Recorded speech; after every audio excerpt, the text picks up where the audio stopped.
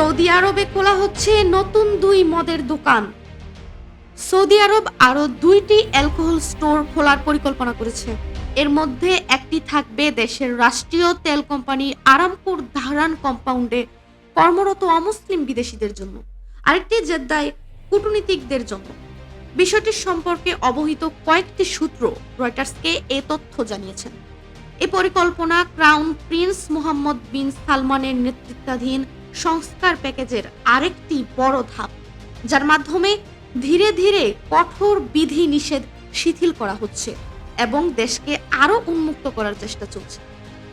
গত বছর সৌদি আরব রাজধানী রিয়াদে অমুসলিম কূটনীতিকদের জন্য একটি মদের দোকান চালু করে, যা ৭৩ বছর আগে নিষেধাজ্ঞা জারির পর প্রথম এমন উদ্যোগ। কূটনৈতিক মহলে দোকানটির অবস্থান বুজবাংকার নামে পরিচিত। সূত্রগুলোর একজন জানান, ধারানে নতুন দোকানটি আরামকোর মালিকানাধীন একটি কম্পাউন্ডে স্থাপন করা হবে এবং সেখানে আরামকোতে কর্মরত অমুসলিম বিদেশিরাই প্রবেশাধিকার পাবেন। আরেকটি দোকান জেদ্দায় কনসুলেট সমূহের কূটনীতিকদের জন্য চালুর পরিকল্পনা রয়েছে। দুটি দোকানই ২০২৬ সালে খোলার কথা থাকলেও এখনো কোনো আনুষ্ঠানিক সময় জানানো হয়নি। সৌদি সরকারের গণমাধ্যম শাখা বা আরামকো কেউই এ বিষয়ে মন্তব্য করেনি। রিয়াদে চালু হওয়া দোকানটিতে সাম্প্রতিক সময়ে অমুসলিম প্রিমিয়াম রেসিডেন্সিধারীদেরও গ্রাহক হিসেবে যুক্ত করা হয়েছে। এই রেসিডেন্সি উদ্যোক্তা, বড় বিনিয়োগকারী এবং বিশেষ দক্ষতা সম্পন্ন ব্যক্তিদের দেওয়া হয়। রিয়াদ সেটা খোলার আগে অ্যালকোহল পাওয়া যেত কূটনৈতিক ব্যাগেজ, কালোবাজার বা বাসায় নিজের তৈরি ব্যবস্থার মাধ্যমে। উপসাগরীয় দেশগুলোর মধ্যে কুয়েত ছাড়া বেশিরভাগ দেশেই কিছু সীমাবদ্ধতা নিয়ে অ্যালকোহল বৈধ।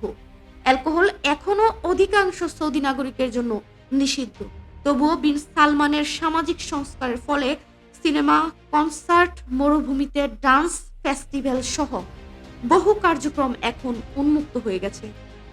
নারীদের গাড়ি চালানোর অনুমতি থেকে শুরু করে নারী পুরুষের জনসমাগমে কড়াকড়ি শিথিল সবই এই পরিবর্তনের অংশ।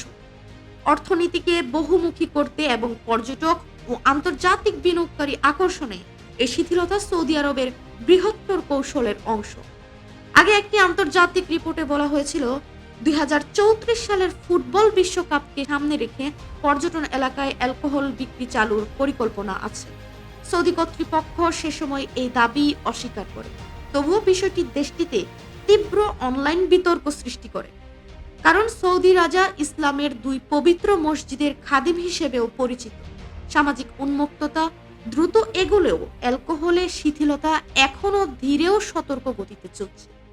রেড সি গ্লোবাল প্রকল্পের অধীনে আগামী মে মাসের মধ্যে 17টি নতুন হোটেল খোলার পরিকল্পনা রয়েছে।